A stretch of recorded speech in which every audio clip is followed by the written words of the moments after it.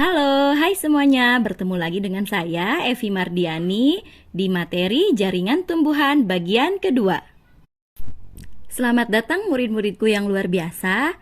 Mari kita belajar melakukan yang terbaik sebanyak yang kita bisa. Sebelum kita masuk ke materi, yuk kita perhatikan dulu tujuan pembelajaran kita hari ini. Yang pertama adalah peserta didik mampu mengidentifikasi jenis-jenis jaringan pada tumbuhan. Dan yang kedua, peserta didik mampu menganalisis struktur dan fungsi jaringan pada tumbuhan.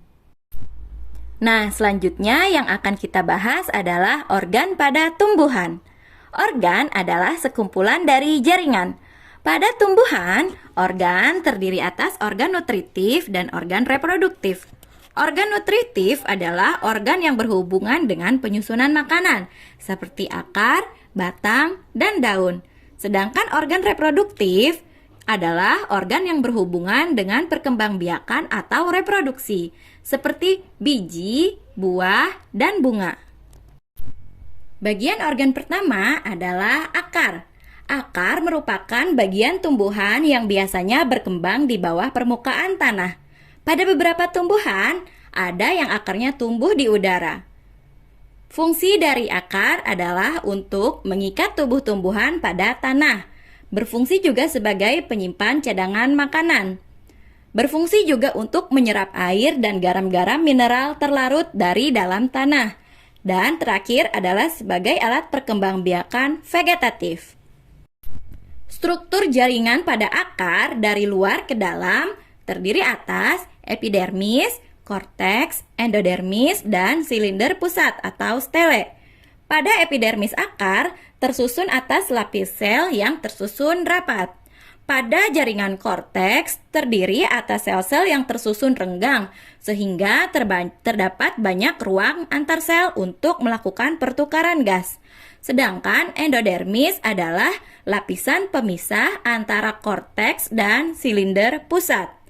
Pada silinder pusat terdiri atas berbagai macam jaringan, antara lain ada perisikel, berkas pengangkut, dan empulur. Nah, sekarang coba kalian perhatikan gambar yang ada di depan kalian. Itu merupakan gambar dari struktur akar. Struktur akar terdiri atas yang pertama dari bagian bawah adalah ujung akar, merupakan bagian yang terletak paling ujung dan berfungsi melindungi akar terhadap kerusakan mekanis saat menembus tanah. Lalu ada rambut akar atau bulu akar, merupakan perluasan permukaan dari lapisan epidermis akar yang berfungsi untuk mengoptimalkan penyerapan air dan garam mineral. Lalu ada cabang akar dan ada batang akar, merupakan bagian akar yang terletak antara leher akar dan ujung akar. Nah, ini adalah struktur jaringan akar pada tumbuhan monokotil dan tumbuhan dikotil. Bisa kalian lihat sendiri perbedaan antara akar monokotil dan akar dikotil. Monokotil dan dikotil memiliki perbedaan pada akarnya. Yang pertama adalah sistem perakarannya. Pada monokotil sistem perakarannya serabut, sedangkan pada dikotil sistem perakarannya tunggang. Batas ujung akar dan tudung akar pada monokotil terlihat jelas, sedangkan pada dikotil tidak jelas. Berkas pengangkut, xilem dan floem letaknya pada tumbuhan monokotil berselang-seling membentuk lingkaran. Sedangkan pada tumbuhan dikotil, bentuknya xilem seperti bintang di pusat akar dan dikelilingi oleh floem. Dan biasanya pada xilem dan floem terdapat kambium. Karena pada tumbuhan dikotil dia mengalami pertumbuhan sekunder.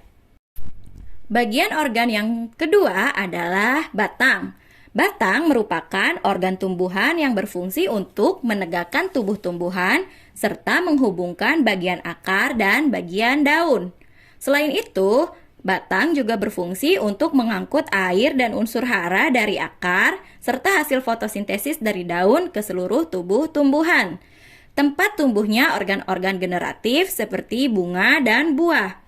Berfungsi juga sebagai alat perkembangbiakan vegetatif. Kalian perhatikan gambar yang ada di depan kalian. Itu adalah struktur batang.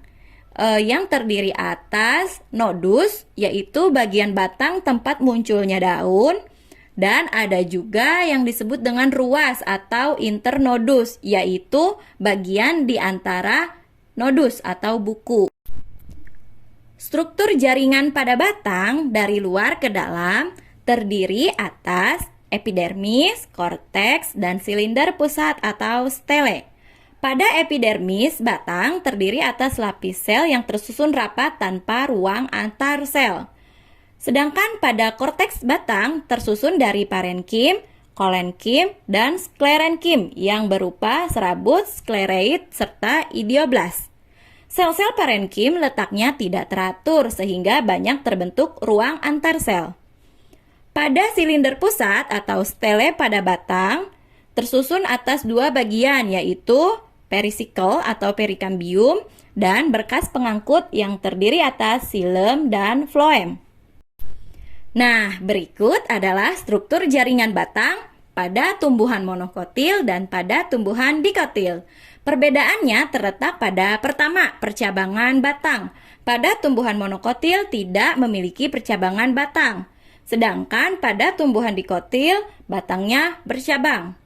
Lalu letak jaringan pengangkutnya, yaitu silem dan floem, pada monokotil tersebar silem dan floemnya, sedangkan pada batang dikotil, silem dan floemnya tersusun melingkar atau membentuk lingkaran. Lalu yang ketiga, keberadaan kambium. Pada tumbuhan monokotil tidak ada kambium pada batang. Lalu pada tumbuhan dikotil, pada batangnya terdapat kambium. Dan karena aktivitas kambium ini menyebabkan diameter batang tumbuhan dikotil dapat bertambah sehingga tumbuhan dikotil batangnya membesar. Organ tumbuhan yang ketiga adalah daun. Daun merupakan organ tumbuhan yang menjadi tempat berlangsungnya proses fotosintesis. Fungsi dari daun adalah sebagai tempat terjadinya fotosintesis, sebagai alat pengeluaran air melalui gutasi, sebagai alat pengeluaran uap air dalam proses transpirasi, dan juga sebagai tempat menyimpan cadangan makanan dari hasil fotosintesis. Struktur daun bisa kalian lihat di gambar yang ada di depan kalian, terdiri atas helai daun, tulang daun, pelepah, dan tangkai daun. Sedangkan di gambar di sampingnya itu adalah jenis-jenis daun berdasarkan tulang daunnya. Ada yang menyirip seperti sirip ikan, ada yang melengkung, ada yang menjari, dan ada yang sejajar. Bentuk daun yang menyirip contohnya adalah pada daun mangga. Sedangkan bentuk dari tulang daun yang melengkung contohnya adalah daun eceng gondok. Bentuk tulang daun yang menjari contohnya adalah daun pepaya. Dan bentuk tulang daun yang sejajar contohnya adalah pada daun kelapa. Struktur jaringan daun terdiri atas epidermis, jaringan dasar atau mesofil, jaringan pengangkut, jaringan penyokong atau penguat, dan jaringan sekretoris. Pada epidermis daun terdapat di permukaan atas dan permukaan bawah daun, terdiri atas lapis sel atau beberapa lapis sel. Umumnya epidermis tidak memiliki klorofil kecuali yang sudah bermodifikasi menjadi sel penjaga stomata. Yang kedua adalah jaringan mesofil. Jaringan mesofil atau jaringan dasar terletak di antara epidermis atas dan epidermis bawah daun. Jaringan mesofil berdiferensiasi menjadi jaringan palisade dan jaringan spons.